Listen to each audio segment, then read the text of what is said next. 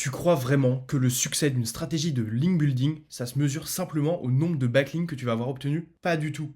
Il y a beaucoup plus de points à prendre en compte et je vais te montrer exactement lesquels. Surtout que dès que tu vas investir, que ce soit du temps ou de l'argent, il faut que tu aies une vision sur le retour sur investissement. C'est primordial, quelles que soient les actions que tu aies mises en place. Que ce soit du link building, que ce soit du SEO, de la création de contenu. Bref, c'est exactement ce qu'on va voir dans cette vidéo. Surtout que c'est vraiment simple, il te suffit de suivre les bons KPIs, les bonnes métriques. Si tu ne me connais pas, moi c'est Quentin alias QSO sur les réseaux, Instagram, TikTok, Facebook, YouTube, un petit peu partout.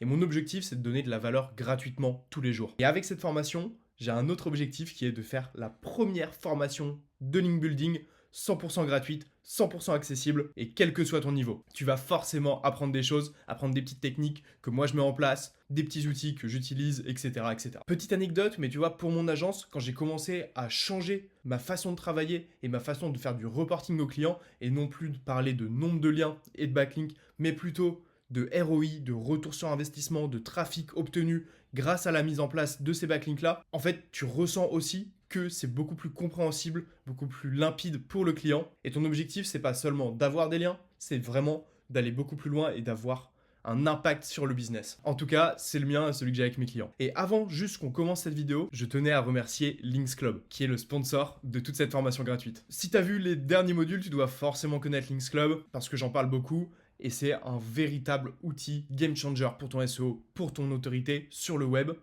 et pour tes backlinks tout simplement. Pourquoi? Parce qu'ils vendent des backlinks thématiques à partir de 10 € qui vont te permettre d'envoyer du jus vers ton site web et donc d'aller chercher des meilleures positions au fur et à mesure avec une bonne stratégie. Tu peux leur déléguer tes campagnes, ils ont des liens même à partir de 3 € sur des spots de type forum, des liens que tu aurais pu avoir en Ninja Linking et des liens auxquels toi tu n'aurais pas accès mais que eux vont te vendre.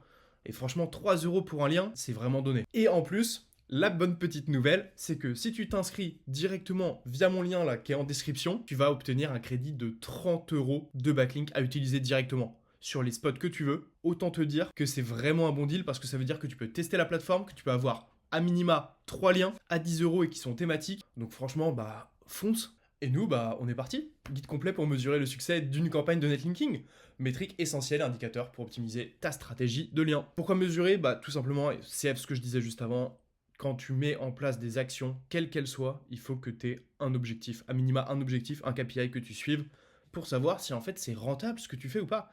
Si tu continues de faire des choses qui sont pas rentables, en fait tu suis pas du tout la loi de Pareto et tu vas perdre ton argent, tu vas perdre ton temps. Et d'autant plus que les backlinks sont censés avoir un impact stratégique, un impact vraiment business, donc il va falloir mettre en place des méthodologies claires pour relier les résultats SEO à l'activité commerciale. Ce que tu vas viser, c'est forcément du retour sur investissement, obligatoire, parce que tu vas mettre un budget, tu vas allouer du temps, donc il faut que ce soit rentable pour toi. Optimisation en continu, et faire en sorte en fait que tu puisses itérer.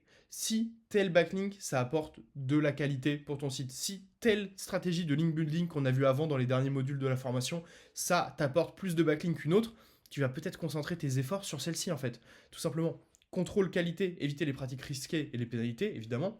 Et après, alignement business, vérifier que les liens que tu as, que tu obtiens, ce sont des liens qui vont venir améliorer la qualité de ton site, l'autorité de ton site web, etc. etc. Mais c'est vraiment important d'avoir ça en tête, il faut toujours être en mesure de mesurer, tout simplement. Sans données fiables, on agit à l'aveugle, et ça c'est vraiment un point qui est crucial. Si tu ne mesures pas, tu ne peux pas piloter ton business en ligne, tout simplement. Et que ce soit pour les backlinks ou pour autre chose. Mais il faut absolument, quand tu mets en place des actions, les mesurer. Je vais arrêter de le dire, mais en tout cas, tu as compris l'idée. Métrique quantitative essentielle. Mesurer la quantité et le rythme des liens acquis. Donc là, on va se focus vraiment sur la partie backlink, comment on mesure, qu'est-ce qu'on mesure, etc. Je te l'ai déjà donné ce chiffre, mais les résultats numéro 1 sur Google, ils ont en moyenne 3,8 fois plus de liens que les positions 2 à 10, donc que les sites de tes concurrents qui sont en 2e à 10e position. Il vaut mieux aussi avoir 10 domaines référents différents, donc 10 fois un domaine référent, plutôt que un domaine référent fois 10 liens. C'est nettement mieux d'avoir 10 domaines référents, et encore mieux si tu as 10 IP différentes, 10 IP référentes différentes. Pourquoi? Parce qu'en fait, ça montre à Google que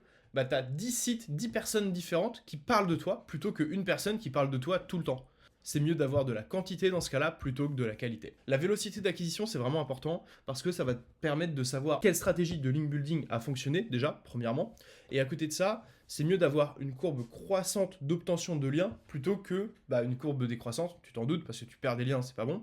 Et surtout, il faut éviter d'avoir des énormes pics. Pourquoi? Parce qu'en fait, quand il y a un énorme pic d'un coup, Google il va limiter le nombre de liens qu'il va prendre en compte. Ça a été sorti dans les informations qui sont sorties du leak de Google il y a un an. En fait, ils vont dévaluer, dès que tu as une grosse acquisition de backlink, ils vont dévaluer cette acquisition-là, ce qui fait qu'en fait, tu auras peut-être mis du budget, tu auras peut-être mis beaucoup de temps, et en fait, tu vas pas avoir un énorme gain SEO, enfin du moins pas un gain comme si tu avais lissé cette acquisition au fur et à mesure. Après, il y a certains cas, par exemple, si tu as un énorme pic de trafic lié à de la saisonnalité, etc., Google est pas bête, il va toujours faire des corrélations, il va estimer. Et donc, c'est normal que si tu as un site dans le tourisme, ça a plus vocation à être l'été / l'hiver, et ben en fait, sur ces périodes-là, tu vas peut-être être plus cité, plus mentionné. Mais tu vas pas faire un pic de 0 backlink en moyenne par mois à 200 backlinks. Là, c'est sûr que ça va être dévalué. Par contre, si tu passes de 3 backlinks à 15 backlinks par mois, là, ça va marcher. Il n'y aura pas de problématique. Et tes liens ne seront pas dévalués du tout. Et la répartition do follow, no follow, faut faire attention. Après, ça, pour moi, c'est un peu contre-intuitif dans le sens où, en fait, on est des SEO et du coup, on va se dire, ah oui, il faut essayer de maintenir un profil naturel, etc. Le mieux, c'est vraiment, avec une stratégie de link building, d'obtenir un max de liens et après, en avoir des no-follow, ça paraît totalement logique. Il y en a qui vont forcément être no-follow sur le web parce qu'ils ne te font pas confiance, parce que c'est des liens sur des forums, ce genre de choses. Donc, en fait, il faut absolument avoir des liens do-follow et no-follow. Un bon ratio, ça va être 70-80% de do-follow, mais en fait, ça veut rien dire. Tu peux avoir un site qui est très thématique, qui fait vraiment figure d'autorité, qui a 90% de do-follow. Ou alors, à l'inverse, un site qui est très présent sur les forums, etc., très cité, et qui va avoir peut-être 50% de do-follow. Mais par contre, le truc qu'il faut bien avoir en tête, c'est que les liens do-follow apportent plus de valeur, de qualité à ton site web. Donc les backlinks sont plus puissants véritablement, comme on a pu le voir dans les différents modules, ce que je t'expliquais avant dans la formation. Et en fait, ça a plus d'impact pour toi d'avoir du do-follow. Donc en fait, tu vas essayer de maximiser toujours ton do-follow, mais bien sûr pas aller obtenir 100%. C'est ça qu'il faut avoir comme logique. Un profil sain démontre une croissance régulière des métriques quantitatives. Tu peux pas vraiment passer de 0 à 100 liens do-follow par mois. C'est vraiment red flag 100%. Métriques qualitatives essentielles. Donc là, on vient de voir toute la partie quantité. Là, on va voir la partie qualité. Qualité, sachant que c'est des métriques, comme j'en parlais dans les précédentes vidéos de la formation, il y a des choses qui sont pour moi très abstraites. Et c'est des métriques qui sont issues de calculs d'outils, mais ça ne veut pas vraiment tout dire. Surtout qu'aujourd'hui, les vendeurs de liens et les SEO assez bons peuvent manipuler facilement toutes ces métriques-là.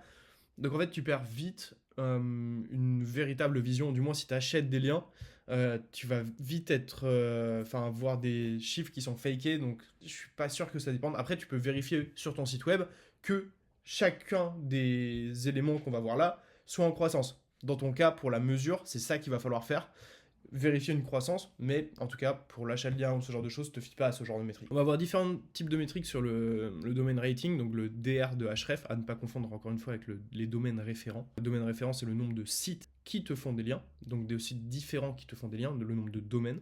Là, c'est le domaine rating, c'est une métrique de Href qui va estimer sur 100, sur une échelle de 100 toujours, quel est l'autorité de ton site web.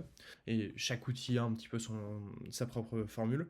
On va avoir donc le TrustFlow sur Majestic et le Citation Flow aussi, qui correspond le mieux à la formule du PageRank, anciennement de Google, et le Citation Flow. Donc c'est intéressant, mais pareil, c'est des métriques qui peuvent être fakées. En tout cas, encore une fois, vérifie que toi, ce soit toujours en croissance. Pertinence thématique, donc ça va être vraiment important. Je pense que c'est un des seuls points que je vais véritablement regarder. Faire en sorte que les backlinks que j'ai obtenus soient, il y a une pertinence thématique, et faire en sorte que les sites sur lesquels j'ai obtenu des liens, en fait, aient des mots-clés similaires, enfin, du moins, sémantiquement proches, c'est le mieux. Mais dans ton cas, en fait, ce qu'il va falloir regarder, c'est par exemple, là, si on prend Serrerie Paris au root domain, on voit qu'il a 94 referring domains, son link graph, donc il est assez conséquent. Et surtout, ce qui est intéressant, c'est le topical trust flow ici. Pareil, c'est à prendre avec des pincettes, mais ça te donne une idée de quel type de sites font des liens vers le tien. Et donc là, c'est très elf, dentistry, recreation travel, ce qui n'a rien à voir avec du dépannage serrurier.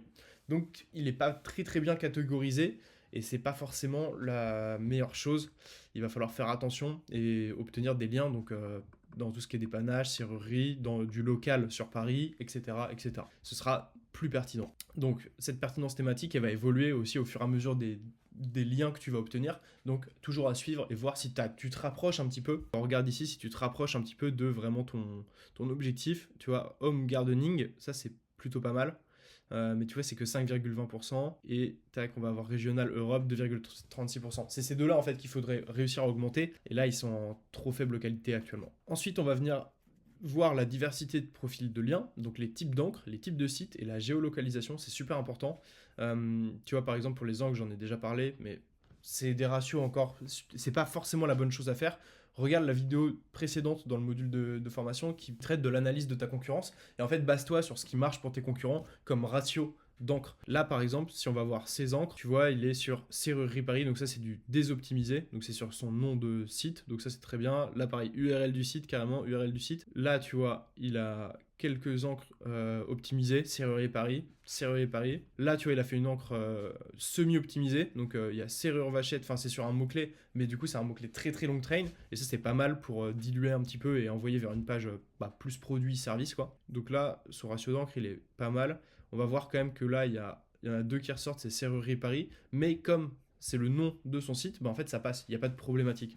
Et après, tu vois, on a serrure, meunier, serrurier, cylindre. C'est assez large. C'est vraiment pas mal pour le coup comme profil. Après, tu peux regarder sur SEMrush ou d'autres outils. Ils vont te faire vraiment le rapport. Après, là, tout ça, tu peux l'exporter en CSV. Tu peux te faire tes petites analyses aussi. Évidemment. Donc, super important de checker ton profil de lien et voir que t'es pas trop de liens avec des encres suroptimisées, que tu gardes des encres désoptimisées ou semi-optimisées, des encres qui paraissent naturelles, donc ton nom de marque, ton site web, etc. Qualité éditoriale et spam, tu vas voir le mot spam score et d'autres outils, mais je suis pas très fan de ça. Par exemple, SEMrush me disait pour un de mes sites que j'avais une quantité de spam de liens qui était énorme, mais en fait c'était des superbes liens et des superbes liens qui étaient pertinents en fait.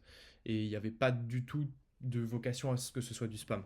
Indicateur d'impact SEO. Donc, ce qu'il va falloir que tu regardes absolument quand tu mesures ta campagne de backlink, c'est te mettre tes KPI. Quels sont tes objectifs pour ton business? Forcément, en tout cas dans mon cas, quand tu fais une campagne de netlinking, de link building qui a une vocation SEO, un de tes KPI, ça va être forcément ton positionnement de mots-clés. Combien de mots-clés j'ai de positionner aujourd'hui? Tu peux utiliser Alloscan, regarder ton nombre de mots-clés à date T, et après tu regardes 1 mois, 2 mois, 3 mois plus tard, après que tu aies commencé ta campagne. Et ton objectif, c'est de vérifier, dans le top 3, tu en as combien? Dans le top 10, tu en as combien?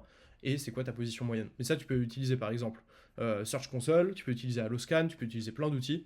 D'ailleurs, il y a un petit lien Alloscan directement dans ma description si tu veux, un abonnement payant avec une réduc à vie. Qui fait ça, à part Stéphane et moi? Personne. Donc n'hésite pas à utiliser Alloscan. Après, tu peux sortir ces insights-là directement de ta Search Console aussi, ça marche très bien. Et avoir une idée donc de ton nombre de mots-clés dans le top 3, dans le top 10 et position moyenne.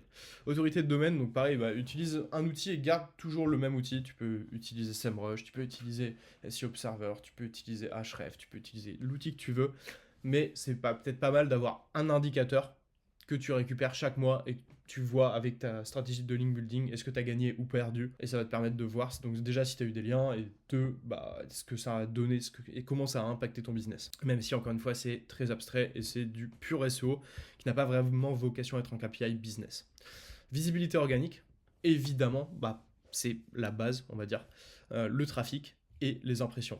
Et après, tu peux ajouter donc ton CTR. Donc ça, en fait, tu vas aller juste dans ta Search Console, très simplement. Tu vas dire, ok, temps 1 avant ma stratégie de link building, temps 2, 1 mois ou 2 mois ou 3 mois après ma stratégie de link building. Ok, c'est quoi mon trafic par rapport aux mots-clés qui sont intéressants pour moi? Est-ce que j'ai augmenté mes impressions? Est-ce que j'ai augmenté mon CTR? Est-ce que j'ai augmenté ma position moyenne? Bref, en fait, tout ce rapport-là, tu peux l'avoir directement sur ta Search Console et ton objectif, c'est de voir une amélioration, quoi, tout simplement. Et après, donc, trafic organique global, ça, tu peux l'avoir sur Analytics avec durée de moyenne, page session, etc. Même si tu as beaucoup moins vocation à améliorer ce genre d'éléments, session, page de session, durée moyenne, sauf si tu fais vraiment des liens super quali, super thématiques avec des gros articles type presse, ce genre de choses, qui envoient directement vers ta solution, vers ta landing page pertinente et voir si en fait c'est du trafic qualifié aussi qui va pouvoir te générer des leads et des conversions derrière et en fait qui interagit avec ton contenu. CF, la première ou deuxième vidéo de la formation, on parle d'un backlink qualitatif. Un backlink qui te renvoie des personnes qui cliquent sur le lien, qui arrivent sur ton site et qui s'engagent sur ton contenu. C'est vraiment quali, et en plus ça veut dire que tu peux potentiellement générer des leads et des clients, donc c'est encore mieux. En tout cas, va voir du côté de GA4, n'hésite pas à analyser un petit peu, voir s'il y a une corrélation avec amélioration aussi du trafic que tu obtiens, et que ce soit par le backlink ou que ce soit au global, parce que tu es mieux positionné sur les mots-clés, etc., et que ça améliore un peu ces impacts-là. C'est toujours cool de faire des corrélations de ce type-là. Après, tout n'est pas forcément corrélable. À toi de checker. Indicateur business. Et ça, c'est le dernier point super important. Donc, il faut que tu aies des indicateurs SEO purs, donc sur la partie trafic, etc. Tu peux là en ajouter un sur le DR, ou au lieu de auto-majorité de domaine, tu peux ajouter le nombre de domaines référents, tout simplement, et suivre ce KPI-là.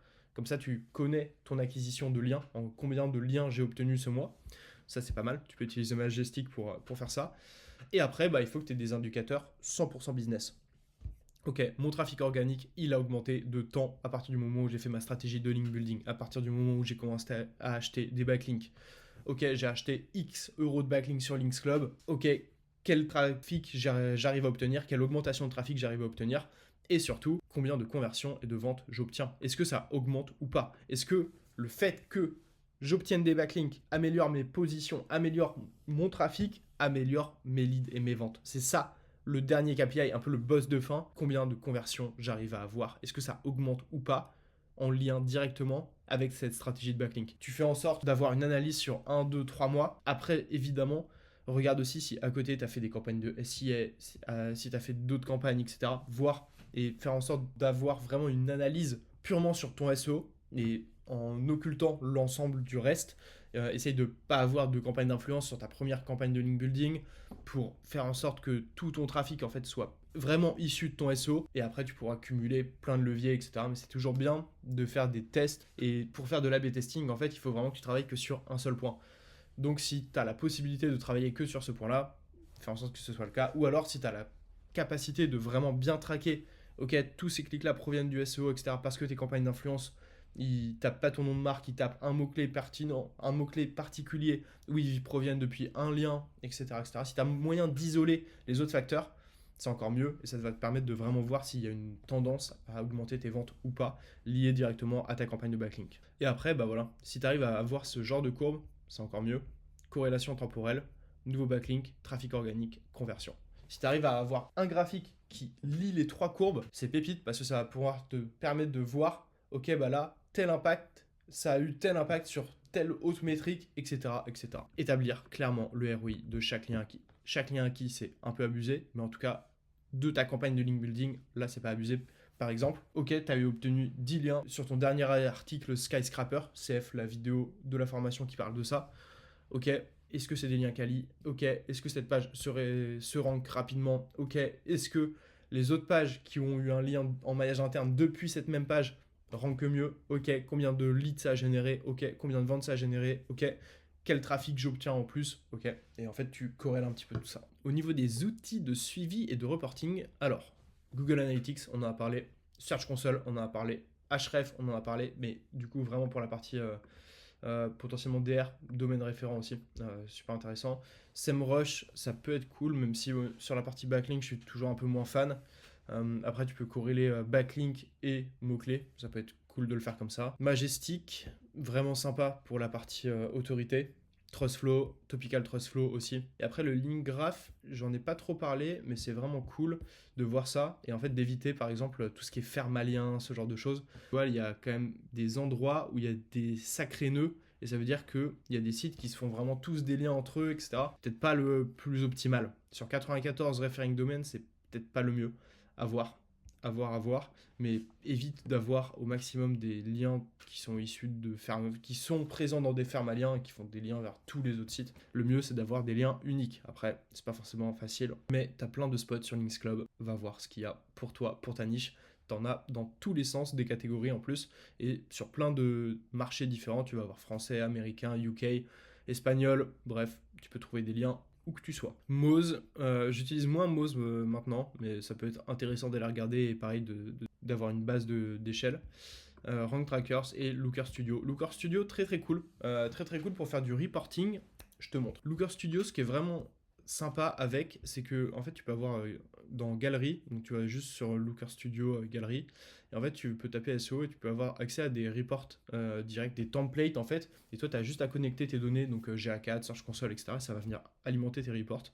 C'est vraiment cool, il y en a pas, j'en ai pas trouvé là comme ça sur du netlinking, tu as du SEO, là tu vois, as un autre SEO qui est vraiment assez complet. Mais par contre, ça doit se trouver, tu as rapport Looker Studio Backlink, ou alors sur LinkedIn, il y en a plein qui en partageaient, et tu vas forcément en trouver. J'en ai pas à te passer là comme ça sous la main, mais en tout cas, ça se fait bien. Et pareil, sinon tu peux le faire en Google Sheet, tu dois pouvoir trouver des templates, tu tapes template Google Sheet Backlink, suivi Backlink, tu vas forcément trouver. Donc là, par exemple, le nombre de backlinks, hop, le nombre de domaines référents, domaine rating, donc ce que tu arrives à sortir, le trafic organique, et tu pourrais ajouter mots-clés positionnés aussi, ce qui est pas mal, et augmentation du nombre de ventes. Et en fait, comme ça, tu as tous tes KPI qui sont collés, et en fait, tu es en capacité de voir sur telle plage de date, ok, est-ce que ça a augmenté, est-ce que ça a diminué, est-ce que un facteur a augmenté, les autres ont diminué, etc. etc. Et donc d'analyser, en fait, de mesurer et de piloter ton business. C'est ça qui est super important.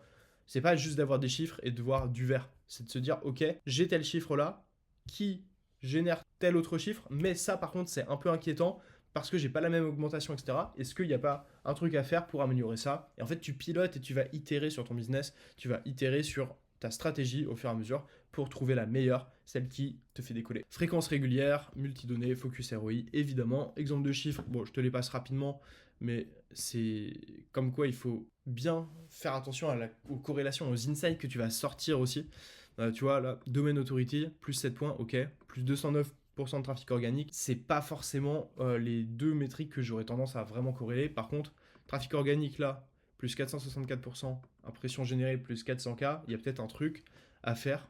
Et là, tu vois que ici, tu te décroches un petit peu, le trafic organique augmente plus vite que les impressions, ça veut dire que en fait, tu passes par exemple d'un top 3 à un top 1 sur des mots-clés. C'est ce genre de choses qu'il va falloir regarder et analyser. Et après, pareil, là, si tu arrives à faire ça, lien obtenu, donc avec ta quantité de liens par mois et ton CA, aux pages liées donc directement à tes backlinks, c'est pas mal. Si tu arrives à faire ça, c'est vraiment cool. Facteur clé de succès, patience et constance, parce que c'est du netlinking forcément, et du coup sur tes stratégies de link building, en plus tu vas mettre un petit peu de temps à obtenir tes liens, etc. Donc regarde sur une tranche de 3 à 6 mois.